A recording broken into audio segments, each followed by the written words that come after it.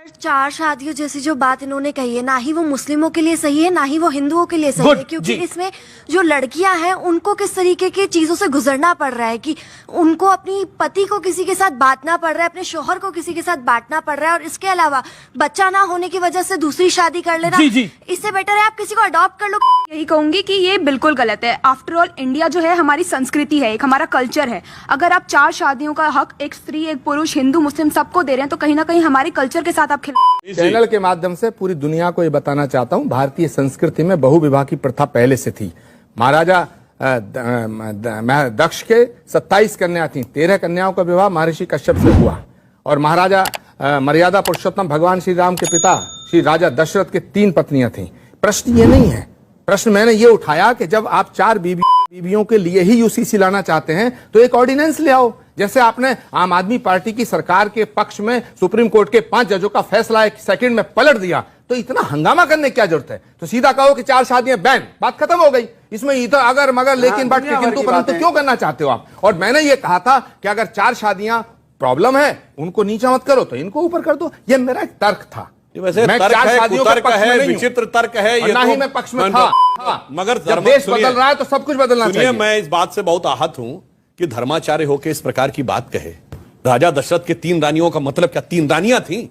10 रथ, जिसने 10 इंद्रियों को रथ रिका, सांकेतिक भाषा की सांकेतिक भाषा। अब अगर धर्माचार्य को भी सांकेतिक भाषा नजर आती है तो धर्माचार्य होने के ऊपर लाभ तुलसीदास से बड़े ज्ञानी हो गया। बिल्कुल मैं बोल रहा हूं, पूरी रामायण पर सवाल करेंगे। महाराजा दशरथ के और महाराजा रघु, महाराजा 16,000 शर्मानी चाहिए आपको, धर्माचार्य चाहिए। सुधांशु त्रिवेदी आपको शर्मानी वाहियात पड़ेगी। आप रामायण को आप तुलसीदास को पूरी भारत की संस्कृति को गलत करना चाहते हैं। क्या बात करते हैं? पुराण कहता है, उपनिषद कहता है, वेद कहता है, कैसी बातें करते हैं? कैसी बातें करते हैं? चलिए पूरी रामायण गलत हो गई। महाराजा दशरथ के 3 रानियां थी, कौशल से कौशल्या, कैकेयी से कैकेयी और सुमित्रा। क्या उन्हें आप चुनौती देना चाहते हैं? बताइए 3 ही क्यों थी, 2 या 4 क्यों नहीं? धर्माचार्य हो तो बोलो, मैं जवाब दूंगा। डिबेट हो रही है, डिबेट हो रही है। धर्माचार्य हो गया, उल्टी सीधी आप रामायण के खिलाफ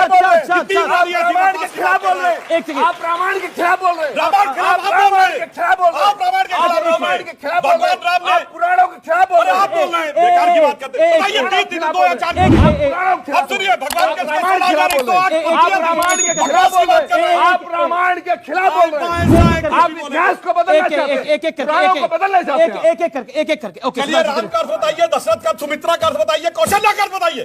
बोलिए कौशल्या का क्या अर्थ है? वो कौशल्या क्या है, सुमित्रा क्या है, तुम बताओ। क्या है? राजा दशरथ और सुनिए, सुमित्रा की 2 बेटे क्यों हैं? अगर धर्म तो बकवास पहले बकवास मत करिए सुधांशु जी। बकवास आप कर रहे हैं। आप सीमा में रहिए, आप सीमा में रहिए। आप बताओ, राजा दशरथ के 3 पत्नी थी या नहीं थी? अच्छा ठीक है, राजा दशरथ के 3 पत्नी थी। आप रामायण के खिलाफ बोल रहे हैं। अच्छा ठीक है, कोई रामायण के खिलाफ नहीं बोल रहा, कोई किसी धर्म के खिलाफ नहीं बोल रहा। मेरा निवेदन है शांति रखिए और एक एक करके अपनी बात को रखिए। आप दोनों मेरे सम्मानित मेहमान हैं, दोनों वरिष्ठ करने लगे कि 4 बीबियां रख दो, फिर कहने अगर बेटा पैदा नहीं होगा तो दूसरी शादी करने का राइट है क्या? आप बताइए ना। आप लोग, आपने ऑडियंस से पूछा बेटा बेटी 4 शादी करने का राइट है क्या? कोई नहीं। किसने कहा? किसने कहा? अब सुधांशु की बारी, सर आप मसौदा एक सेकंड मसौदा, इन्हें मसौदा तैयार करा हुआ मिल गया। बेचारे उलेमा के खिलाफ कैसे बोल दे? अब ये विचारों की स्थिति ये है, तो इनको आके गोवा चिल्लाना ही है। पहला अभी तक हमने तो कहा यहाँ तो आपने वो कर रखा, बेटा और बेटी तक 4 कर लेंगे, 2 नहीं 4। गोवा में ये तरीका नहीं है। कोई विकल्प नहीं है। सुधांशु आप चुप रहिए। अनुराग आपने अपनी बात को रखा। सुधांशु सुधांशु त्रिवेदी अब आपकी बारी है। एक सेकंड। समाजवादी पार्टी के मेंबर ऑफ पार्लियामेंट ने बोला, बरक साहब ने, वो आपने सुना। सलमान खुर्शीद ने जो बोला वो आपने सुना। क्या आपको लगता है आपकी मंशा भी थोड़ी शक वाली है, इसीलिए आप पे विश्वास नहीं कर पा रहा कोई? देखिए, हमारी मंशा बहुत साफ है। क्या है मंशा? स्वतंत्रता के 75 वर्ष के बाद बहुत से ऐसे ब्रिटिश की गुलामी की मानसिकता के विरासत के बहुत सी चीजें रह गई थी जिन्हें समाप्त करना जरूरी है। और मैं कोट करना चाहता हूं, डॉक्टर अंबेडकर ने 23 नवंबर 1948 को संविधान सभा की डिबेट में जब यह विषय आया तो उन्होंने कहा कि मुझे आश्चर्य है इस बात का कि पूरे देश में एक समान कानून क्यों नहीं हो सकता। और उन्होंने याद दिलाया कि यह मुस्लिम पर्सनल लॉ ब्रिटिश कब लाए? 1939 में।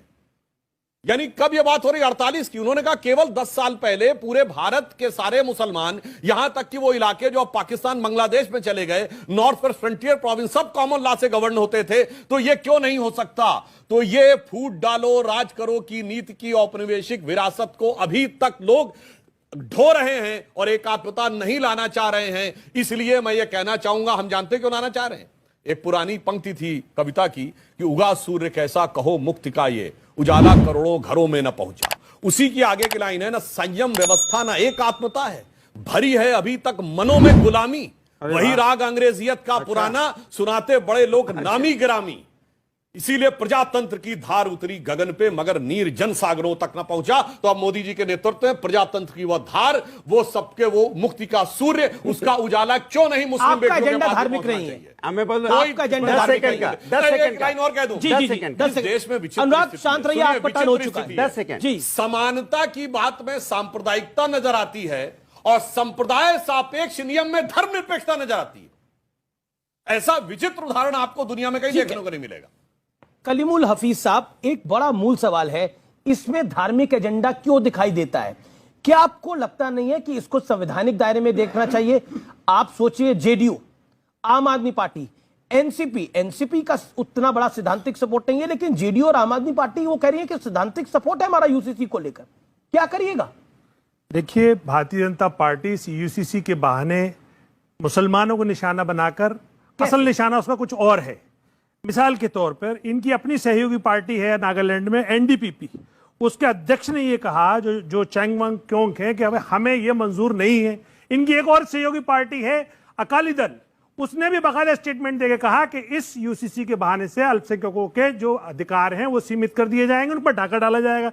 इसके अलावा Nagaland Baptist trust association, Nagaland tribal council, उसके अलावा खासी हिल ऑटोनोमस डेवलपमेंट काउंसिल ने 24 जून को बाकायदा प्रस्ताव पर करके ये कहा। तीसरी बात, मिजोरम ने अपनी विधानसभा में फरवरी में ही ये प्रस्ताव पास करा कि इसके खिलाफ रहेंगे। और चौथी बात, झारखंड के 30 आदिवासी संगठनों ने आदिवासी समन्वय समिति बनाकर बाकायदा इनके खिलाफ प्रस्ताव पास किया। 5 जुलाई को वो जो देव कुमार धर उसके हेड हैं, उन्होंने पीटीआई को इंटरव्यू दिया कि हम 5 जुलाई को गवर्नर के खिलाफ खड़े होंगे। आपने लगभग मैं ये कह रहा हूं, एक सेकंड सर, सवाल काउंटर सवाल है, अधिकार है ना काउंटर सवाल? पहले पूरी बात में कर, नहीं एक सेकंड, काउंटर सवाल बिल्कुल, आप पूरी बात, आप ही की बात आ रहा हूं मैं, आप ही की बात आ रहा हूं।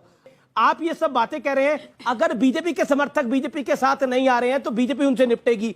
मैं आपसे पूछ रहा हूं कि आपको क्यों धार्मिक एजेंडा क्या दिखाई देता है? क्या जेडीयू और आम आदमी पार्टी को नहीं दिखाई दे रहा धार्मिक एजेंडा? मैं बताता हूं, देखिए, आपने एक भी प्रोग्राम किया कि किसी आदिवासी इसका विरोध कर रहा है? आपने कितने प्रोग्राम कर लिए कि मुसलमान विरोध कर रहे हैं? सारी बाइट मुसलमानों को दिखा रहे हो आप, तो एक भी आदिवासी की दिखाई, क्योंकि आप भी उनके एजेंडे को सपोर्ट कर रहे हो। जेडीयू और आम आदमी पार्टी भी कर रही है, ये पूरे देश जेडीयू और आम आदमी पार्टी भी कर रही है। क्या आप भारतीय जनता पार्टी के एजेंडे को आगे बढ़ा रहे हो? इसे हिंदू मुस्लिम करके दिखा रहे हो? सच्चाई ये देश ये आपके मौलवी मौलाना बोल रहे हैं, सांसद बोल रहे हैं, आपने आदिवासी पॉलिटिकल पार्टी बोल रही है, all India Muslim personal law board बोल रहा है, तो कोई क्या करेगा? देखिए, वो प्राइवेट लोग हैं, मैंने जो बात कही है, मैंने बाकायदा संगठन का नाम बताया आपको। आप अच्छा, आम आदमी पार्टी का आम आदमी पार्टी के बीजेपी के एजेंडे में फंसी हुई है। बिल्कुल, अगर आम आदमी पार्टी यूसीसी का सपोर्ट करेगी तो बीजेपी को सपोर्ट कर रही है। और जेडीयू, कोई भी पार्टी हो, और एनसीपी, देखिए ये UCC doctor Bhimrao Ambedkar UCC को बिना अल्पसंख्यकों को बनाए हुए लाएगी, ऑडियंस के पास गवर्नमेंट कहलाएगी, मेड गवर्नमेंट कहलाएगी। बताइए कहां लिखा है? ये भीमराव अम्बेडकर साहब ने अपने लास्ट स्पीच में कहा। ओके, प्रियंका कक्कड़, आप सपोर्ट कर रहे हैं? Okay, 40 second. ओके मैडम, देखिए, हमारा ये बहुत स्पष्ट तौर पे मानना है कि आर्टिकल 44 संविधान का कहता है कि देश में यूसीसी लागू होना चाहिए और देश को उस तरफ बढ़ना चाहिए। इसलिए हम सैद्धांतिक रूप से इन प्रिंसिपल इस 44 आर्टिकल के साथ खड़े हैं। दूसरी चीज पर हमने ये भी बहुत स्पष्ट कर दिया है कि ये बहुत जरूरी है कि इतनी कम्युनिटीज हैं देश में, जनता का आप व्यू तो ले ही रहे हैं, साथ में मुस्लिम, चाहे वो बुद्धिस्ट लॉज के ऊपर हो, चाहे वो हिंदू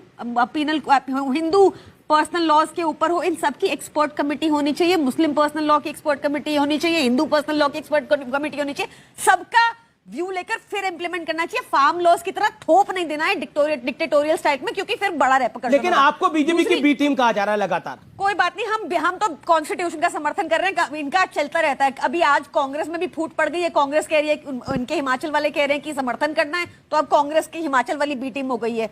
तो छोड़िए, मेरा एक सिंपल सा कहना है कि देखिए इसका रेपकशन, इसमें प्रॉब्लम क्या है। इन्होंने कहा अब जो ये कांग्रेस तो वही कहेगी जो राहुल गांधी प्रियंका गांधी कहेंगे। इसको क्वेश्चन से क्वेश्चन ही एक, मतलब मैं सुधांशु जी से एक्सपेक्ट करती हूँ कि ये अच्छे से इसको आर्टिकुलेट करके बताएंगे कि जो यूसीसी गोवा का है उसमें ये प्रोविजन है कि एक हिंदू आदमी 2 शादियां कर सकता है अगर महिला को बेटा अपना जो समाजवादी पार्टी के सांसद ने बोला उससे सहमत